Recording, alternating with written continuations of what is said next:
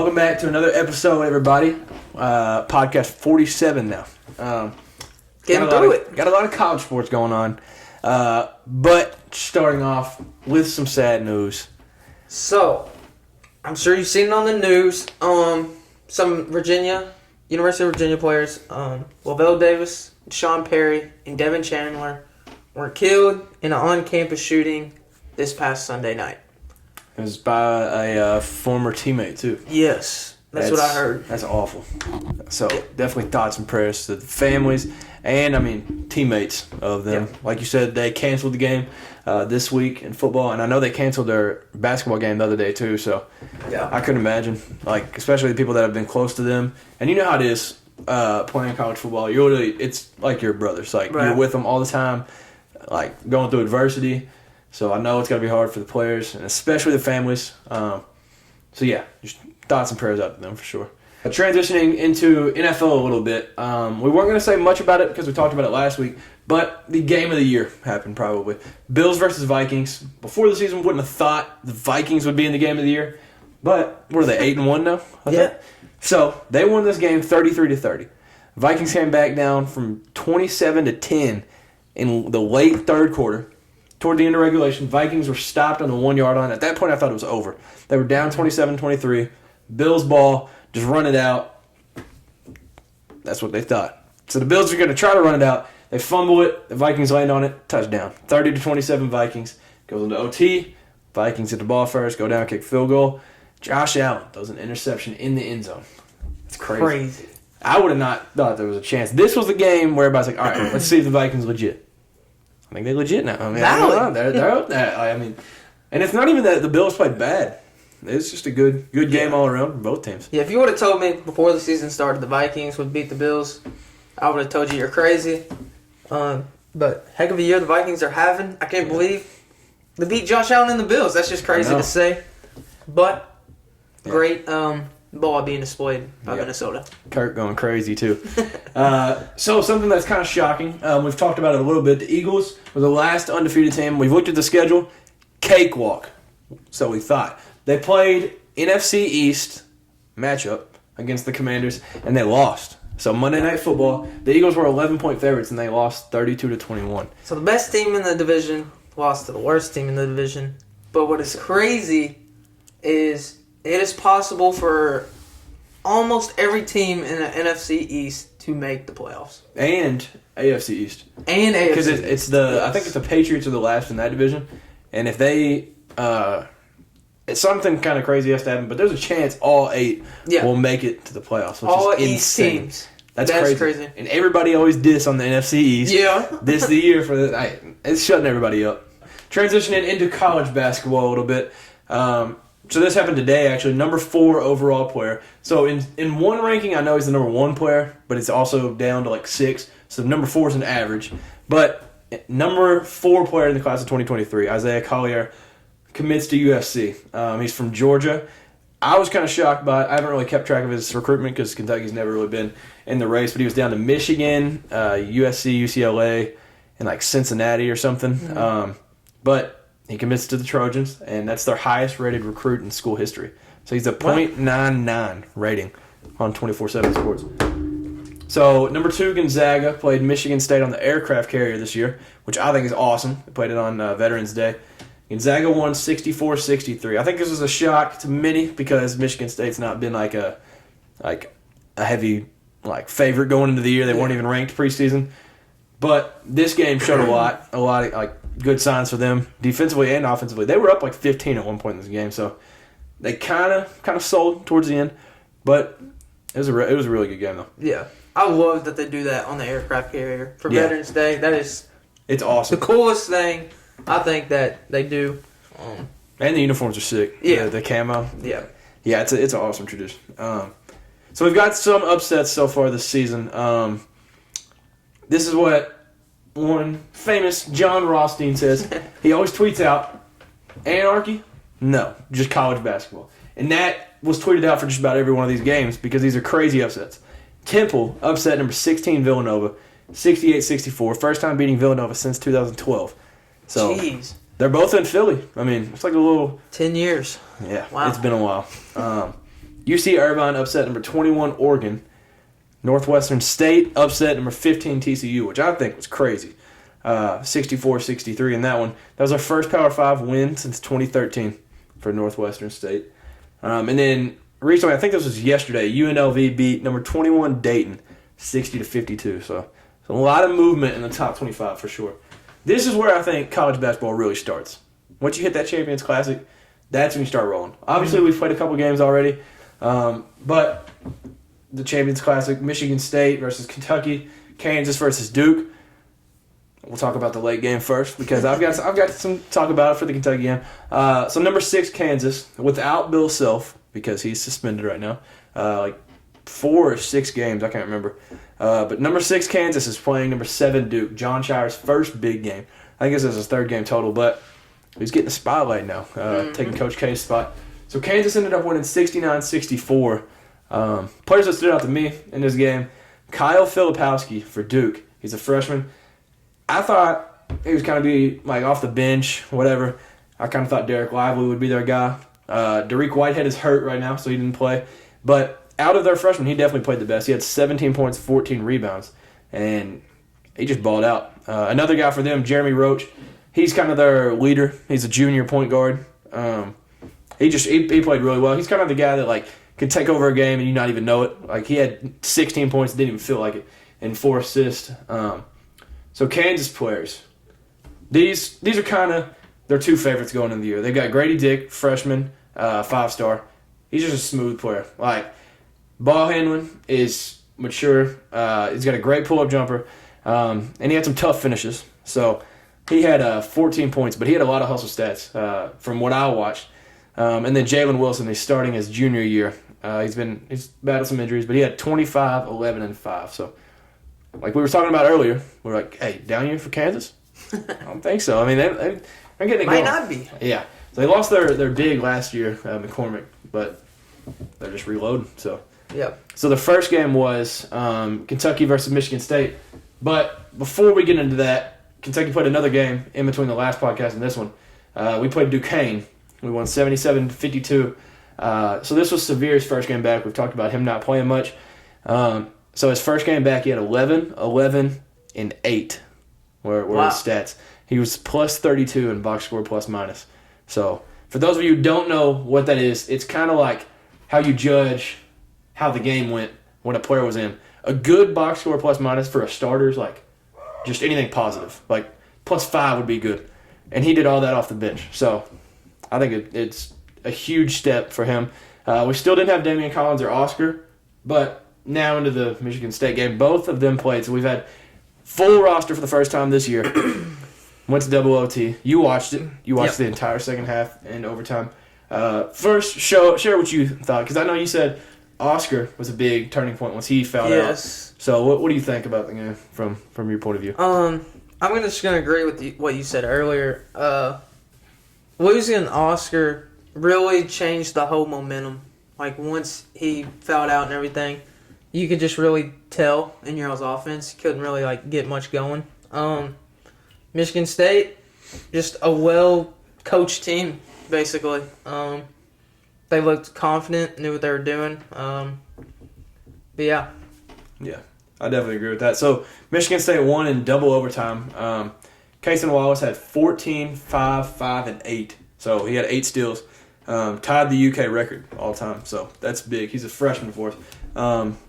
So it was Oscar's first game, like I said. And we both agreed that he was a huge catalyst in this game. So he had 22 and 18 before he fouled out. Once he fouled out, that's when the momentum changed. Mm-hmm. It wasn't necessarily that he was just scoring. It's just him being down there adds so much respect from the other team to where you can get an offense rolling. Severe had 16 and 8 in his second game. But if we're just being honest, Michigan State is a good team. They deserve to be ranked. They deserve more credit than they've been given. Yeah, I definitely. So going into that, they said they were 26. They've got to be top 15 now. If they're not top 15, I don't know what else they need to prove. Yeah. So something that kind of stood out to me that I realized after the game, we were up 5 with 3 minutes left in regulation and up 5 with 3 minutes left in overtime. Y'all led for a majority of the game. I don't know the exact number, but yeah, that's a good point because we were leading nearly the entire game. Yeah. So it was our game to lose, and we did it. But I think my complaint is our offense. The way Cal runs it is he's always had just some ballers, like guys that can just beat you off the dribble, get a basket whenever it's needed. And that's kind of how he runs his offense. Like Ty before he got injured last year, it worked perfect. This year, I don't know if we have that guy. Severe can kind of do it. Casey can kind of do it. But the way that Tom Izzo coaches his team is they've got ball screens after ball screens, off-ball screens to get Hauser open. He had like 20-something last night. And it's like artwork. Like, it's beautiful. Cal's is like, all right, everybody space out. Let somebody go to work, kick it out if you get in trouble. Like, there's just not a lot of, like, creativity to it. And it's what, if you take the St. Peter's game from last year, the last, like, 5 minutes of regulation and both overtimes were exactly the exact same game. Yeah. And it's just, you can't develop offense when you don't have the players to do it. Like, and, I mean, at this point, like, Michigan State's got talent. You're not just going to out-talent them. So then it comes down to coaching, and I truly believe Cal was out-coached.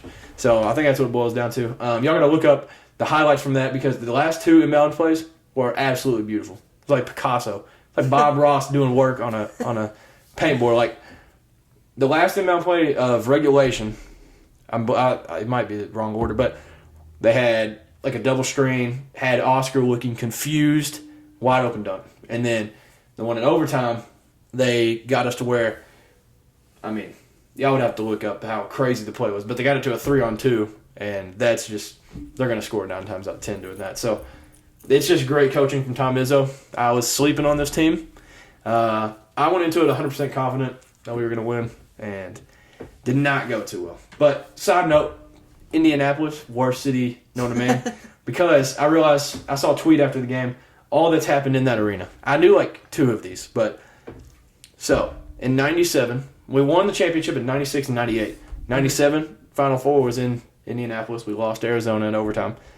Then 2015, we played Wisconsin when we were 38-0, lost there in the Final Four. That was in Indianapolis? Yep. I didn't know that. And then that year that Duke had R.J. Barrett, Zion, Cam Reddish, Trey Jones, we lost to them by 34 in that same arena. Last year, we lost to St. Peter's in that arena. Dang. And then this year, we sold. Yeah, y'all got a curse. Yeah. Y'all do not like Indiana. No, that's an awful state, awful city. But yeah, so we're 1-5 in the last 6 Champions Classics. But I always think you can't really base it off this because in 2020 we played Kansas, which was our worst year in school history, and we lost by 3. Kansas should have blown us out. Yeah. That was an awful team, and, I mean, like, the team that got blown out by 34 to Duke went to the Sweet 16. So I don't think you can, like, judge a whole lot. I'm not too worried about it because, like we were saying, in football, you lose one game, season's nearly over. Yeah. This, it's kind of like... It's so early in the basketball season, you can't really can't judge anything, really. Yeah, November, don't take too much to heart. Like, that's why I don't really like us playing Gonzaga this early because we'll play them Sunday. Because I just don't know what to think about Gonzaga or us. So, I don't know. Yeah. A lot changes throughout the year. Just talking about the Kentucky-Michigan State game. It was a crazy game. Like, if you didn't see it, like you said, go back, watch the highlights, because it was just like a genuine good game to watch. Instant classic. It was just crazy. I give it to Michigan State, give them the fight, going to double OT with, big scary team Kentucky. Yeah. But yeah, it just turned out for them. It's early, so you can't really judge anything, but... Yeah, it's always hard to judge, like, teams this early. It's kind of like... In football, Oregon got destroyed 49-30 Georgia. Yeah, now look at them. And now they've got a chance to win. I mean, even though they just other than that, they've played pretty well this year. So, but shedding a little light on the situation. So this is my favorite recruit ever. Oh, nice. So this guy has been recruited since he came out the womb. So little backstory: when Cal was at Memphis, DeJuan Wagner played for him. Cal took a chance on him, brought him in. Changed that man's life. Got him to the NBA, and they've been it's like Cal's like a second dad to him ever since then. So there's been this tight relationship. DJ Wagner is DeJuan's son, and so once DJ was born, it was like, man, this guy got to come play for Cal. It was like the day he was born, and Cal's always had this like pipeline of New Jersey kids.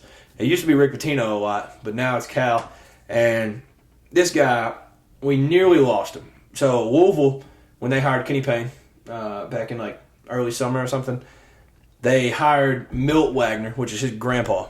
They were trying to cheat the system. I remember you talking about this, yes. Yeah, we talked about it in an earlier podcast. Yeah. Earlier in the summer, yeah. Yeah, they tried to cheat the system, get a coach. Yeah, we see what they were trying to do. I was trying to do it. Cal still pulled it off. So DJ Wagner is a Kentucky Wildcat. He's officially signed, number 1 recruit overall. Nearly every ranking has him number 1. If he's not number 1, he's number 2. So it's a great pull.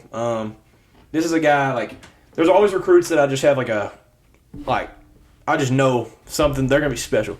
There's been Cade Cunningham. We didn't end up getting him. Mm-hmm. Went to Oklahoma State. He's been special. Shaden Sharp. We ended up getting him, but he never played for us. This is one of those recruits. So I've just got a great feeling about him. I love the way he plays. He's literally impossible to guard. He's cooked Bronny. He's cooked Rob Dillingham. Wow. He's the best guard in the class by far, and I can't wait for him to put on the Kentucky jersey. So when y'all play Louisville, he's going to be playing against his grandfather? Yeah. Correct? Yeah, but he said it was it's all love. He said his grandpa, it was the first person he told that he committed, and he was like, "Oh, I'm proud of you."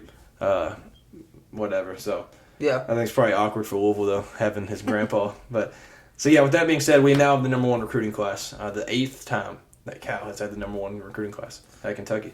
So must feel good.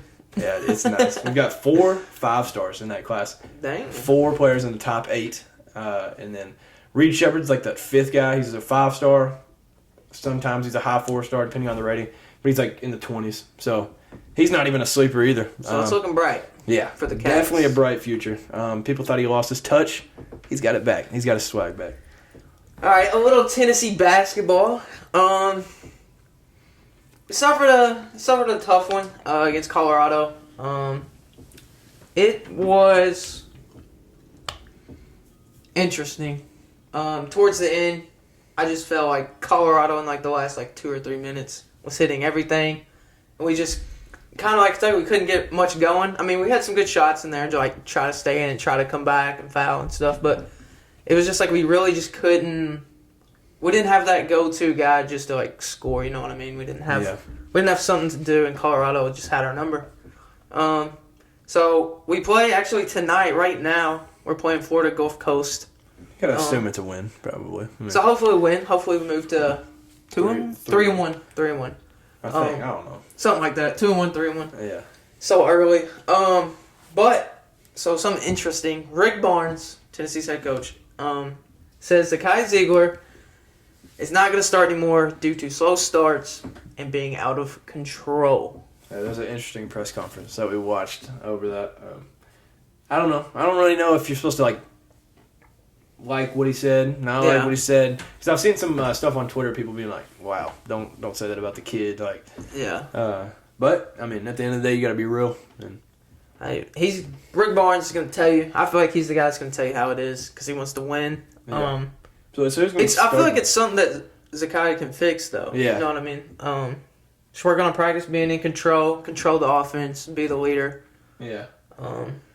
But it'll probably be Key starting now, won't it? Mm-hmm. He's been coming off the bench balling for y'all, so for sure. I mean, he'll probably be taking that PG spot. Like you were talking about earlier at dinner, it was probably because Zakai balled out last year.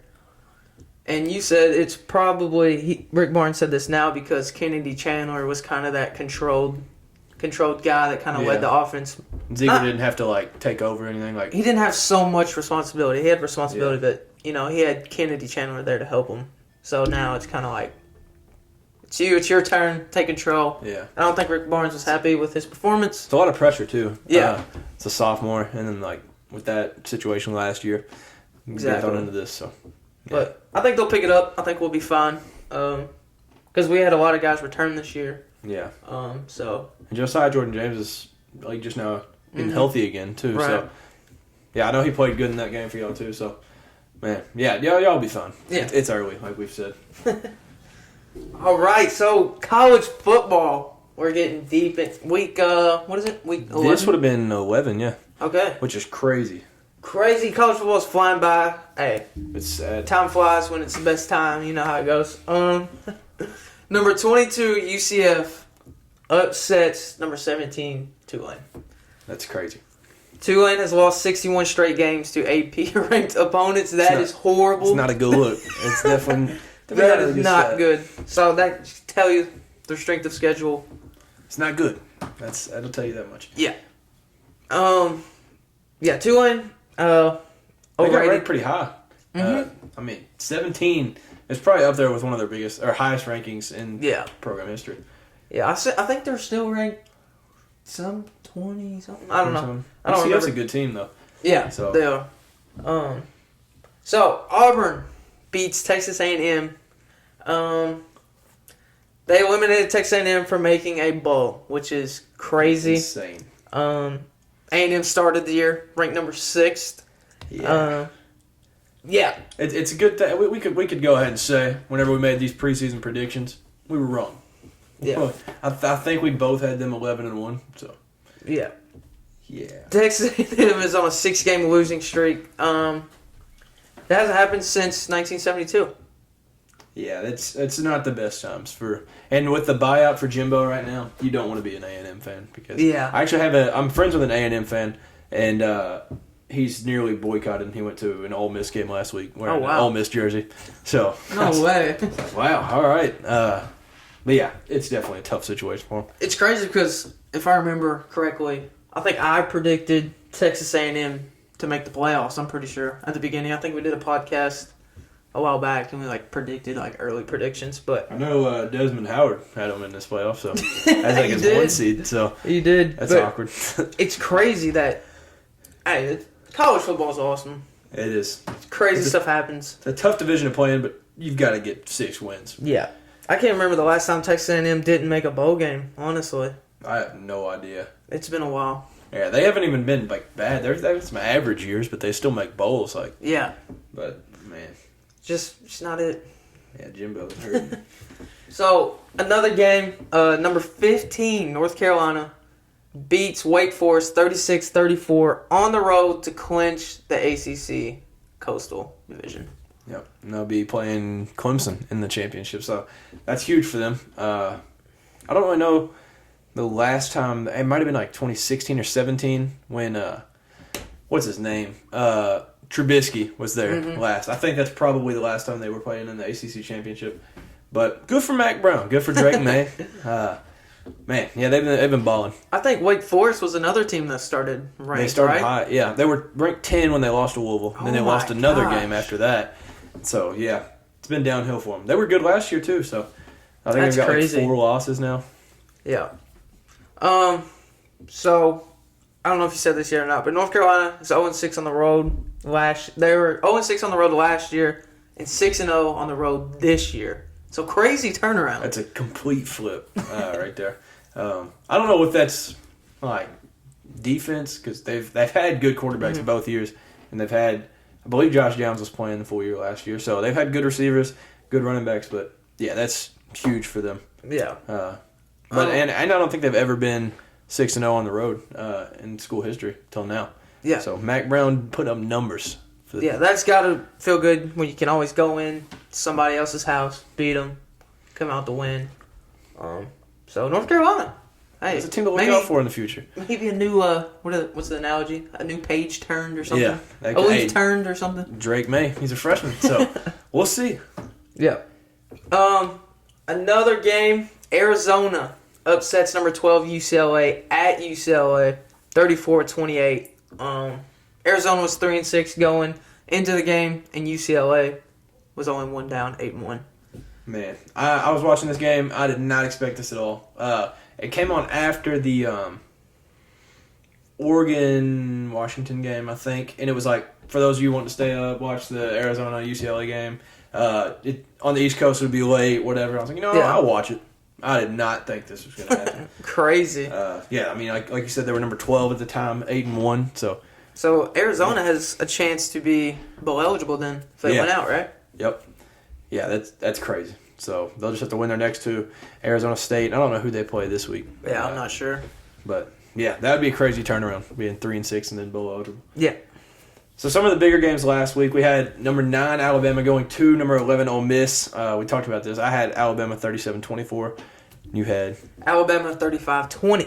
So we were right on the prediction and kind of close on the score. Alabama won 30-24. It was a good battle. We're both right around. Yeah, we had the points right. It was just a little off, but great battle both ways. Ole Miss had one final drive to tie it and take the lead with an extra point, but Alabama defense stepped up when time was right. So LSU beat Arkansas Saturday as well. So with Ole Miss losing, LSU clinched the SEC West. Hey, who predicted that going into the year? I don't like Lane Kiffin. I was so happy when Alabama came out with the win.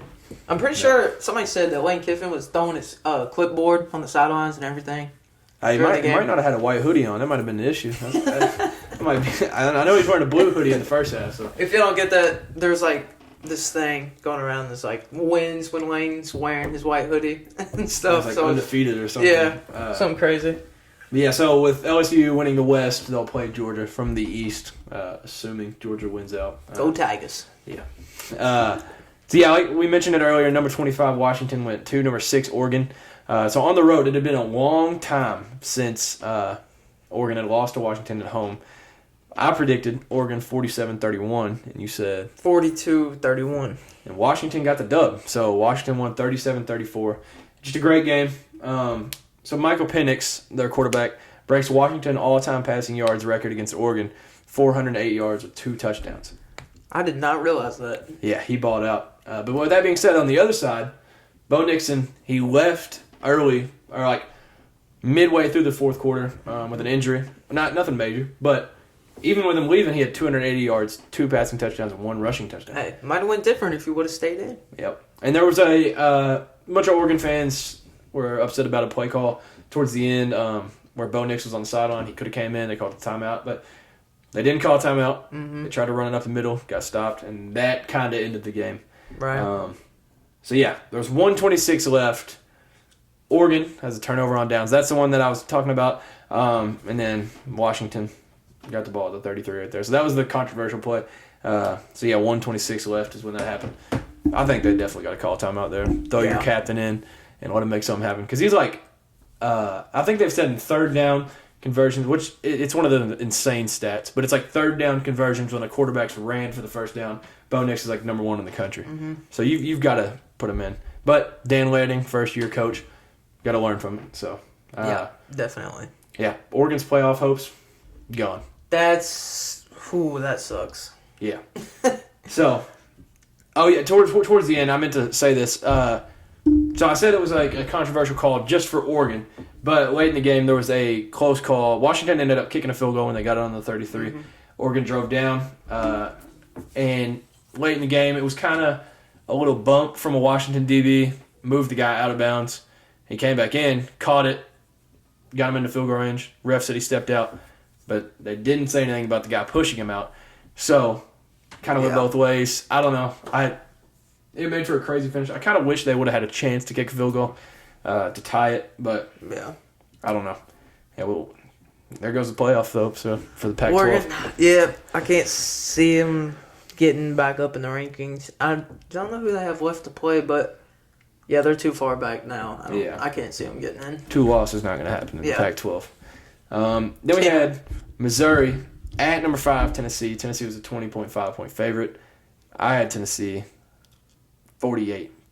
So I had a blowout. I ain't gonna lie. But I underestimated. Who'd you have in this one? I had Tennessee as well. Kind of underestimated our total score. I said 45-20.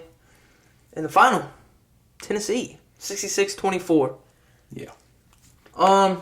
At first half, we didn't play awful. Had some good plays here and there. I think it was like 28-17 at half. So yeah, it was kind of close. I was like, we kind of let Missouri stick around a little bit. That was not the case second half. We ended up scoring 38 points in the second half. That's wild. So after the Missouri game, we now have 19 forced turnovers, and that's leading the SEC currently. That's a lot. That's a lot of turnovers. We've had a forced turnover 8 consecutive games, I believe. I don't remember.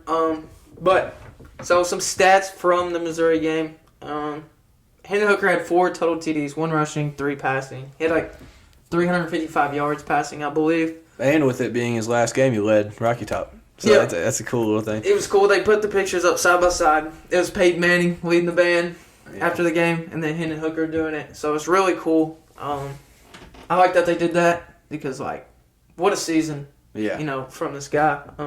He's been the best to do it. I mean, Josh Dobbs was good. Josh Dobbs was very good. But in my opinion, I think he's best since old Pato in '98. So yeah, definitely. So after Hendon Hooker went out and his day was done, Joe Milton came in, and this feels great to say, just because, in my opinion, I wouldn't want any other backup quarterback in the country right now. Joe Milton went 3 for 3, 105 yards, and a touchdown. Man, yeah, he balled out. We talked about it a little bit, that throw that he had, that huge throw. Yeah. Literally went over the moon and then landed right in the breadbasket. So I know some people were kind of upset last year from the Ole Miss game. Some of the decision that he made during that game, but Joe Milton, I really do think he's a leader. Great. I'm glad he stayed. That just shows his leadership. So if he stays next year, we got a quarterback, and then we got Nico as well coming. Yeah, who do you think's starting week 1?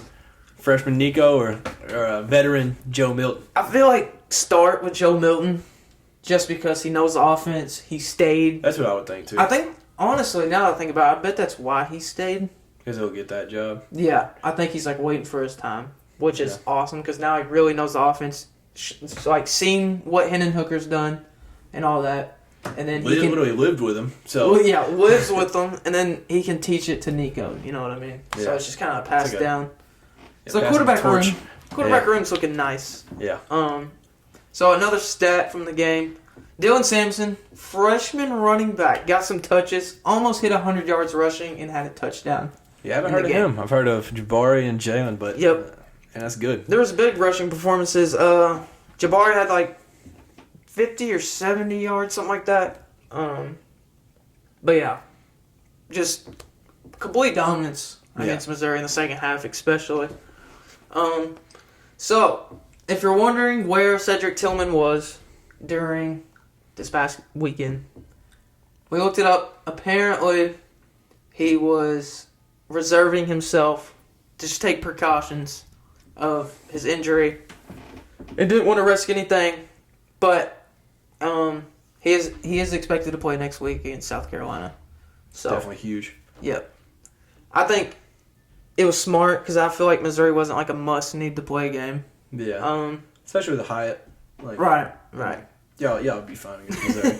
Like South Carolina, I feel like is a more especially on the road. Yeah. Especially at South Carolina is a more need you game. So he's expected to play. We'll see. They said they'll announce it like for sure later on this week. Some big news though. Big news. As you like to say, hey, the equipment team is doing some work. They are doing work. They're putting in the work. Tennessee comes out with orange lids. Orange helmets with a white tee. And then, so the uniform this week will be orange lids, white jersey, white pants, white shoes. That's going to be sick. So, it's basically just the exact opposite of the OG helmet. Right. It's like our alternate away helmet now, I guess. So, y'all got the white, the smoky gray, the orange, the black. Do y'all still use that with the black accents on the... I would say so, but now since we have those black helmets, I don't know why you would wear... At least 4. You've got at least 4 now. Yeah. So, that's wild. We got the 3, but we just, like, throw different face masks on and stuff. Yeah. I don't know. I don't really know how many. Like, because you can just throw different combinations. But, yeah, that's dope. Those helmets are so sick. I'm hyped with all the new stuff they've done this year. Josh Heupel, dude. It's kind of, once he brought out those black uniforms, like, last year, I was like, man, I wonder how Tennessee fans are going to feel about this. Because, like, we've talked about it, traditional program. Even though it was a switch from Adidas to Nike, it was still OG everything. Right. And I thought when Jeremy Pruitt said, nope, give me the classic black cleats, and, like, I thought Tennessee fans would be like, all right, yeah, that's, like, tradition, like Alabama. But now y'all throwing all these in, and the fans love it, so. Yeah. I mean, we still have this tradition, like, we're still going to wear, orange jersey, white pants, white helmet. But you got to have that new in there. It's it's part of building a new culture. You know what I mean? And uniforms do a lot. I'm not gonna lie. Recruiting wise, like yes. Man, I saw somebody say y'all the next Oregon. Dude, I was thinking about that earlier. I was like, dang, all these uniforms. How we don't get like the Oregon curse? Because I mean, Oregon's like, Yeah, you know they get recruits mainly because of the uniforms. I feel like they also have good coaches. Like not taking away from that, but yeah, the uniforms are dope. Definitely a sick touch this week. Last week, man, I don't even know what to say. I'm gonna lie. We were 6-3 going into this. Losses to Tennessee, South Carolina, and Ole Miss. So, Vanderbilt at number 24 Kentucky.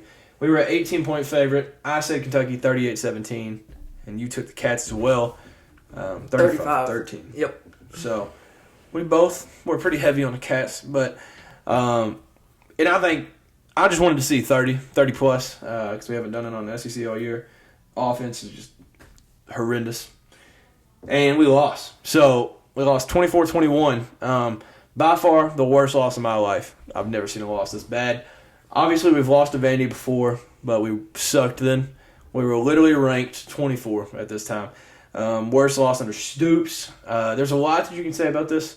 There's really not a good takeaway in this game, just being honest. They were 11 of 17 on third down conversions. We were in the red zone 5 times and scored 1 touchdown. Vanderbilt allows, on average, this year, 314 passing yards a game. Kentucky threw for 109. Defense was awful. Our defense is always our staple. No matter who we're playing, it's always like, all right, defense is going to show up. Like, it don't matter what the offense does, defense is going to play very well. And it felt like the whole time Mike Wright was like prime Vic. Like, it was insane. We talked about him last week. We're like, he's tough. Like, he could do something. Yeah. I didn't think he was going to do all this. Had that long run. Yep. Yeah, so that was awful. And a little side note, we've allowed 40 sacks this season. So Vanderbilt, I don't remember how many they had, but they added to it. So we've got 40 now that we've allowed, which is 3rd from worst in the country. Yeah, and if you look statistically, Louisville, which we still have to play, is number 1 in sacks per game in the country. Oh my gosh. Yeah, I'm nervous about it. But we'll talk about that here in a couple weeks. Yeah, basically, the way that I can say this game, fire Scangarello. That's what I've talked about it the whole year, about our offensive coordinator not being able to make it happen. I've tried to give him some slack, like, maybe we'll pick it up. This is Vanderbilt. Yeah. It shouldn't matter. We've got better talent. We've got better coaches. I think it's time. Yeah, he's gone. We've got to.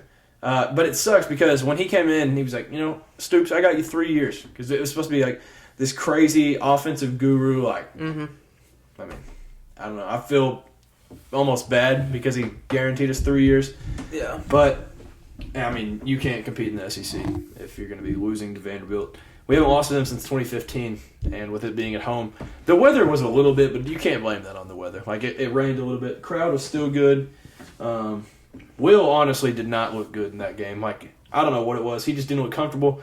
Really bad throws, but it's not all on him, not all on the O-line. The play calling is atrocious, and it's gotta stop. We literally had the same, like, honestly, offensively, a worse roster last year, and we were hanging 40-plus a game with Liam Cohen. So, I don't know. But, yeah, and a side note, on Twitter, there's a lot of rumors that Liam Cohen might get fired from the Rams. They want him gone. Need him back. We'll take him back. Gladly, with a smile on our face, firm handshake. I just think he's like a pro guy, though. I don't know if he comes back to college. It's kind of like a stepping stone for him. But, I don't know. It'd be a huge get, though. So, college game day was number 4 TCU. They were playing at number 18 Texas. Texas was a 7-point favorite going in, so they were heavily liked. This is the last big game for TCU. We talked about it. If TCU just wins out, they're in, no matter what. So I took TCU 45-34. You took? I took Texas 31-28. Yeah. And it wasn't even a bad pick, honestly. Close game. TCU 17-10. They pulled out. Stay undefeated. So, slow start from both sides. The first points were with 1:20 left in the second quarter. Yeah, it was a very low-scoring game. Yeah, they popped up some stats like about how the last time was that it was like 0-0 at halftime of a Big 12 game, and it was a long time ago. But But yeah, TCU defense showed out once again. They've gained my trust over the year. I knew the offense was good, but the defense is starting to show out. Only allowed 3 points. A fumble recovery for Texas got them their touchdown. So yeah, that's awesome for them. So they've clinched the spot in the Big 12 championship for the first time since 2017. So it's like the dream season. What's happening? It's like kind of like the Cinderella teams in March Madness, but this team's legit. So they've got a chance to make something happen. We'll talk about the playoff in a little bit, but they might have a tough matchup in the first round of the playoff. Yeah. But they still got Baylor and Iowa State. Yeah, Iowa State. So Baylor could make some crazy happen. Baylor's not a bad team. Hey, they could stir up the playoff picture. Yeah. Yeah, Baylor was ranked early this year. We talked about it. I think they're right outside now. They were in the Big 12 championship last year, so yeah, we'll see. Going into this week, though, big games, except for the first one. Not a huge fan. College game day is going to, I think it's Baysmore, Montana. Not going to lie, we love college football. Don't know nothing about this. But not sure about these two teams at all. It's game day. They've hyped it up enough to where we'll put it on here. We'll make some picks on it. Montana goes to Montana State. Montana State is a 1.5 point favorite, which I find it crazy. The over-under is 110. That's crazy. So they're basically predicting no defense, period. Yeah, no defense stops this game. So I'm taking Montana State 51-38. I took Montana because we don't like state teams around here. 56-48, Montana. Then we got number 7 USC at number 16 UCLA. USC's a 2.5 point favorite. I think it's called like the Victory Bell, something like that. Yeah, I think so. So I'm taking the Bruins coming off the loss to Arizona. I'm taking UCLA 34-28. I'm going Lincoln Riley, USC 41-30. It's hard to go against Lincoln Riley, not gonna lie. But then we've got number 1 Georgia and number nothing Kentucky. Georgia is a 22.5 point favorite. I'm not taking Kentucky. At Kroger Field, right? Yeah. I just can't take Kentucky in this, so I'll go Georgia. 45-21. Just score points, please. That's my only request. Yep. Georgia, great squad. I've just seen what they did to us. I mean, like I said, Georgia's great. Not taking that away from them, but when we played them, Tennessee, it was also not our best game. But using that to my knowledge, I'm taking Georgia 42-16. Yeah, I can see it. Then we got back out west, number 10 Utah at number 12 Oregon. Oregon's a 3-point favorite. I'm taking the Ducks 37-24. You like her? I'm taking the Ducks as well. I think they, bounce back, beat a good team. Utah, can go either way. Who does Oregon play next week though? Oregon State. Oregon State in the Civil War. That might be a good game. Oregon State's not bad. So. Okay. Yeah. I'm taking Oregon 52-38. And last year, Oregon was 3 at the time when they played Utah, and it was like, I could be butchering the score, but I know it was blood. I think it was like 38-7 was the final of that game. Utah whooped them. I think they get their payback here. So. Oh yeah. Me too. I definitely agree. Then we've got number 5 Tennessee at South Carolina. Tennessee's a 21.5 point favorite. Wasn't there like a stat? This is like the biggest spread y'all have had in a road SEC game since like 98 or something. Oh, I believe that. 100%. It's something crazy like that. I saw it on Twitter. Yeah, I don't doubt it. I'm taking the Vols though, 51-21. I like it. I'm taking the Vols as well. Tennessee, man. I almost forgot to say it. Tennessee 49-24. Yeah, so y'all pushing 50 easy. Hope so. But yeah, I feel like this could be. I mean, I'm not saying it's a trap game, but like South Carolina could, since it's at home, they have weapons. I mean, I'm not saying, but I'm saying they're all right. They're not. I don't think they beat Tennessee. Just being honest. According to, I think it was SEC Network that posted it. This is supposed to be the third loudest game this week. South Carolina, Tennessee. Definitely see it.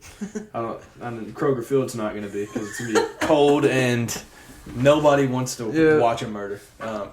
Hey, you never know. Yeah, no, I'm not off the ship. There's a lot of people that are like, screw Kentucky football, Kentucky basketball.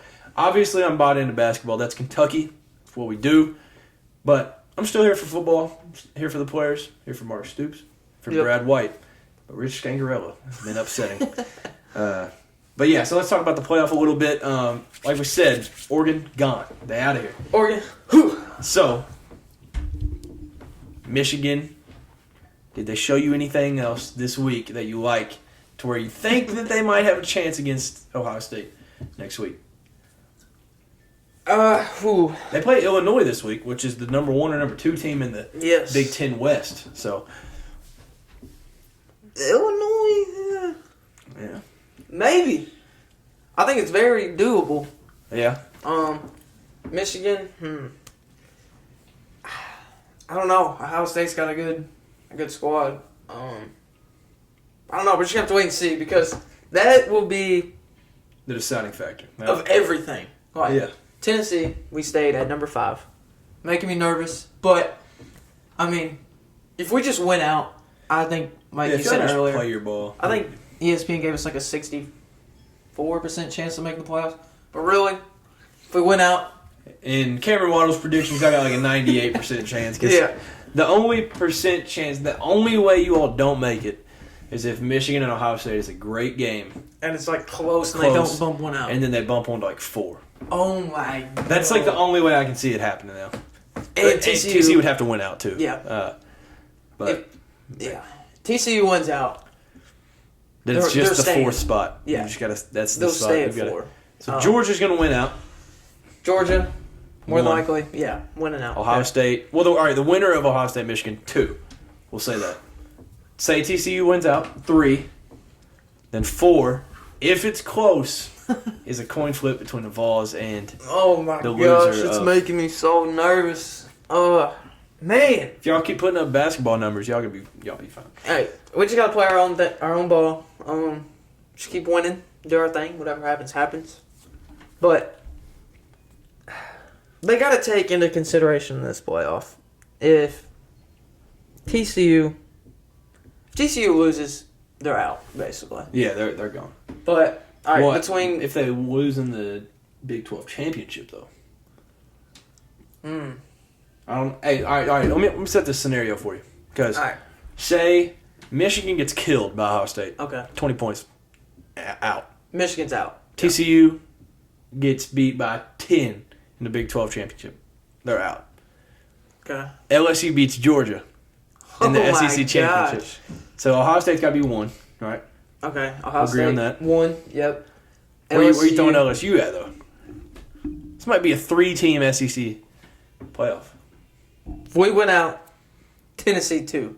Because everybody else is leaving. Yeah. We beat LSU. Yeah. So, all right, with those 3, you beat LSU beat Georgia, Georgia beat you. LSU beat Georgia. Yeah. Are you talking like a close game in Georgia? I mean like, are we talking... Yeah, all right, let's say 3-point, they make a field goal at the end. Cam Waddle, you making my brain hurt. I know, that's where it gets real crazy. Because you can't bump Georgia all the way out. That's not going to happen. Yeah, you can't take them out. Especially in the SEC championship. They got to be 4. Yeah. In that situation. So then you got a 2-loss LSU at 3. 2-loss LSU. Then, if you think about it. Oh my God. Say that same scenario happens. LSU beats Georgia by a touchdown. Now we'll say 10. They win 34-24. USC wins out, dominates. So they're at, 7 right now? Mm-hmm. They would be at like 5 at that point. Wait, when y'all would be in, who do you put in? A 1-loss Georgia. Okay. Or a 1-loss USC. 1-loss Georgia. Definitely. But Georgia lost by 10. So, like, if LSU beats Georgia by 10, we'll just say 10. You got to take the SEC over the Pac-12. Yeah, but that's 3 teams. You think they'd do it? The college football playoff committee, whatever. They're going to do everything in their power for that not to happen. I just know it. Yeah. But realistically, you're taking Georgia there. Will they do it? Probably not. Yeah. I think, if you lay it out and you take the names off the teams and take the conference away and you lay the schedule out, you've got to take SEC. But, I mean, USC controls their own destiny this week. I think they'll play Notre Dame next week, I'm assuming. Yeah. So, yeah. I don't know if they win both these games. It'd be impressive of them. So, it could be 3 SEC teams. It could. So, what would you do? Say Michigan loses. I don't know why we keep using Michigan as a loss, but Yeah. Michigan loses, so 1 loss Michigan versus 1 loss Tennessee. Who's making it? Who is not? Yeah, that's what I think. It comes down to how the game was between Ohio State for them. Because if it's a close game, I think you might throw Michigan at 4. Because they would be... There's actually people that think that they should be 2 or 1 right now, Michigan. So it's possible Tennessee gets screwed out of the playoffs. Yeah. It's a chance. So, I mean, if it's up to me, and you lay out the schedule, strength schedule, everything, I think you put in Tennessee. But if I'm thinking what they're going to do in that situation, I think they put in Michigan right there. What they're going to do and what we think they should do is good. It's totally different. Yeah. Yeah. And part of the reason why people think Michigan's so good is because Ohio State barely beat Northwestern when it rained. Michigan's played games where it's rained or been really cold, and they've still dominated. So they're saying weather doesn't bother Michigan, but it bothers a team like Ohio State that's ranked 2 right now. Yeah. So yeah, something from Michigan real quick. I want to get your take on this one. All right. Blake Corum, where do you think he's at in the Heisman race right now? I have no idea. Michigan running back. Or you think? Or like where do you think? Where would you put him? Who's number 1 for you right now? Hendon Hooker, man. Come on. All right, 2. 2. CJ. Yeah. You throwing Blake at 3? Yeah. So, all right. I'm debating between C.J. Stroud and Hendon Hooker because, one, Ohio State just hasn't lost. But we lost to Georgia and didn't play good at all. So, Hendon Hooker 2, C.J. Stroud 1. Tie, whatever. Tie for first, okay? And then, Blake. 3. Yep. So, this is his stats compared to Derrick Henry through 10 games. Derrick Henry, 240 rushes. Blake Corum, 227. Okay, less rushes. Rushes. Now, Heisman winner Derrick Henry, 1,458 yards, 1,458. Okay. Blake Corum, 1,349. It's not far behind. Okay. Yards per carry, Derrick Henry, 6.08. Yards per carry for Blake Corum, 5.94. So just behind. Barely behind him. Touchdowns, Derrick Henry, 19. Blake Corum, 17. So if you compare the stats. So he's literally like half a game, maybe 1 game behind Derrick. Yeah, he's like 2 quarters behind him right now. And it's insane. He's been balling out. I'd honestly been sleeping on him. But statistically, he's good, and I think he deserves his respect. But I would say C.J. Stroud is my number 1 right now. Barely over Hendon Hooker, and I think it depends on what the rest of the season has to offer. I think the Georgia game really hurt Hooker's odds, really. Yeah. I don't think he's out of it, though. No, yeah, he's definitely... It's them 2, 1 and 2 right now. But Blake Corum, great player. Dog. Up there. So that's a good top 3 right there. That's what it's going to come down to. Yeah. I'm hyped. Michigan-Ohio State game next week. But, yeah, I guess that's it. We'll definitely have more to talk about next week, games-wise, because it's rivalry week. Yep. You got any closing remarks? Hey, you know it, Vol Nation. Let's travel well, stay loud. Let's beat the Gamecocks, man. Man, Kentucky fans with football, stay strong. We're going to get through it together. Basketball season right around the corner. So, let's just finish strong. Go 7-5. Hopefully beat Louisville next week and win the bowl game. Go 8-5. Yep. That would be fine. So, yeah, y'all stay strong, Kentucky football fans. I know it's tough, but thank you all for tuning in once again. Y'all have a great rest of the week. Stay safe, and, peace. See ya.